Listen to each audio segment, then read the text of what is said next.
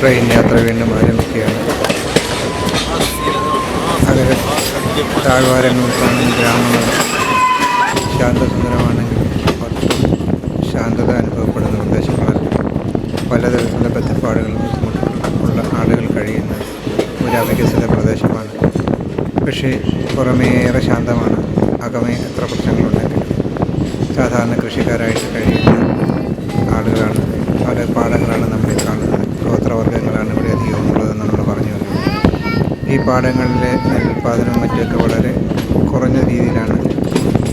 ഓരോ ഗോത്രത്തിനും അവൻ്റെ ആവശ്യത്തിനുള്ള ഭക്ഷണ സാധനങ്ങൾ കണ്ടെത്തുകയാണ് ലക്ഷ്യം.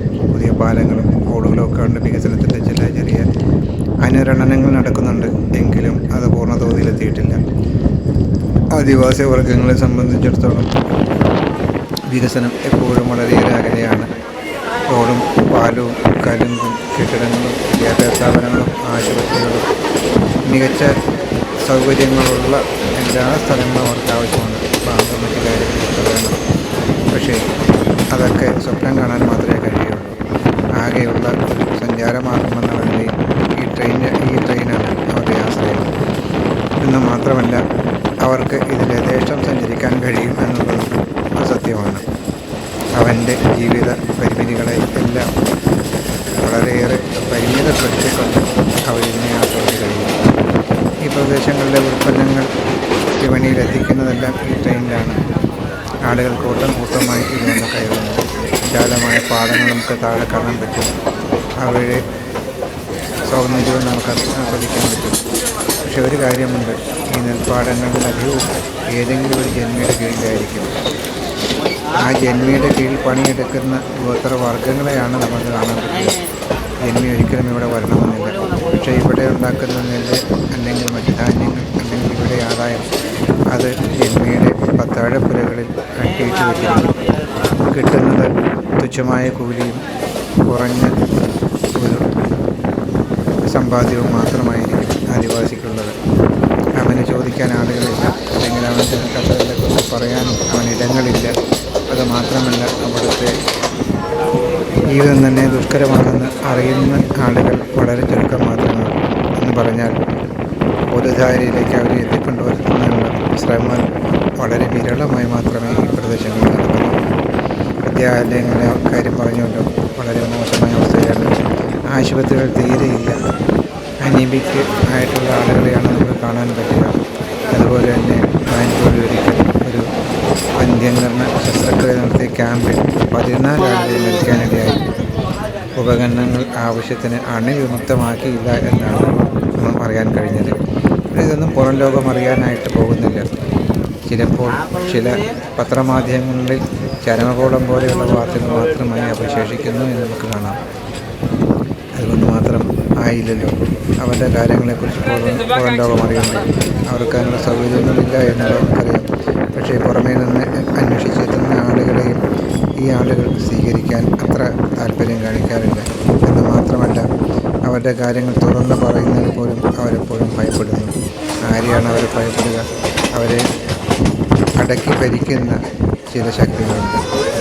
ഗ്രാമപഞ്ചായത്തുകളുണ്ട്, അതുപോലെ ബ്ലോക്ക് പഞ്ചായത്തുകളും ജില്ലാ പഞ്ചായത്തുകളും ഒക്കെ തന്നെ ഉണ്ട്.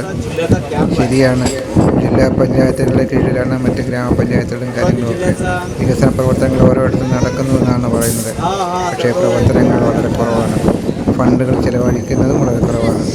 അതുമാത്രമല്ല, പ്രത്യേക പരിഗണന അർഹിക്കുന്ന വിഭാഗത്തിന് വേണ്ടിയിട്ട് മാത്രം ചിലവഴിക്കാൻ പറ്റിയിരിക്കുന്ന ചില ഫണ്ടുകളുണ്ട്. അതായത് അത്തരം ഫണ്ടുകൾ അവികസിത പ്രദേശങ്ങളിലെ ആളുകൾക്ക് വേണ്ടിയിട്ടുള്ളതാണ്. അവിടുത്തെ പ്രവർത്തനങ്ങൾക്കാണ്. ബാക്ക്വേർഡ് റീജിയൻ ഗ്രാൻഡ് ഫണ്ട് എന്നാണ് പറയുന്നത്. BRGF, backward region grand fund. പക്ഷേ അത് കേന്ദ്ര ഗവൺമെൻറ്റാണ് ഇപ്പോൾ നോക്കിയിരിക്കുന്നത്. ഇത്തരം ഫണ്ടുകൾ ഉപയോഗിച്ച് ഈ പ്രദേശങ്ങളിലുള്ള ആളുകൾക്ക് ഏതെങ്കിലും തരത്തിലുള്ള വികസന പ്രവർത്തനം നടത്തണമെന്ന് ഗവൺമെൻറ് ഉദ്ദേശിച്ചാൽ പോലും അത് ഉദ്ദേശിച്ച ഫലം കിട്ടാറില്ല.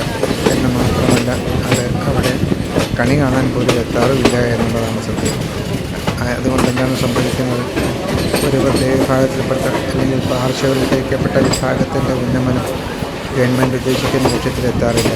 ഫണ്ട് ചിലവഴിക്കൽ അത് അതിൻ്റെതായ രീതിക്ക് നടക്കുകയും ചെയ്യും. ഗോത്രവർഗ്ഗങ്ങളെ എപ്പോഴും മറ്റുള്ള പൊതുധാരയിൽ നിന്ന് അകറ്റി നിർത്തുന്നതുമായിട്ട് ബന്ധപ്പെട്ട ധാരാളം കാര്യങ്ങൾ ഒന്ന് അവർക്കതിന് വന്നു ചേരാനുള്ള ഇടങ്ങളില്ല.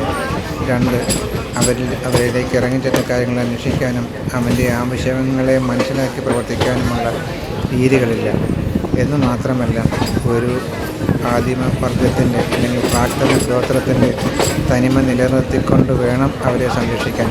പക്ഷേ അതൊരിക്കലും ഗവൺമെൻറ് ചെയ്യാറില്ല, അല്ലെങ്കിൽ അത്തരത്തിലുള്ള പദ്ധതികൾ വിഭാവനം ചെയ്യാറില്ല എന്നുള്ളതാണ് സത്യം. ഇതുകൊണ്ട് തന്നെ ഇവരെ പാർശ്വവൽക്കരിക്കപ്പെട്ട ഒരു വിഭാഗമായി എക്കാലവും കണക്കാക്കി പോരുന്നു.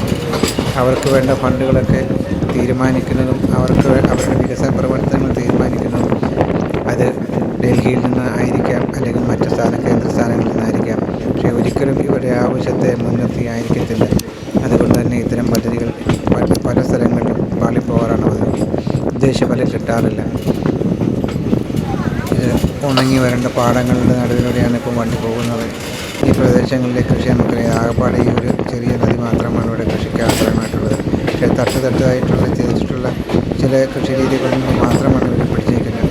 അങ്ങനെ ദൂരെ ഒരു ഗ്രാമമാണ്, അവിടെ ചില കെട്ടിടങ്ങളും കാര്യങ്ങളും ഉണ്ട്. അവിടെയായിരിക്കും അത് പക്ഷേ ഈ മലപ്രദേശങ്ങളിൽ അധികവും ആദിവാസി വർഗ്ഗങ്ങളാണ് താമസിക്കുക.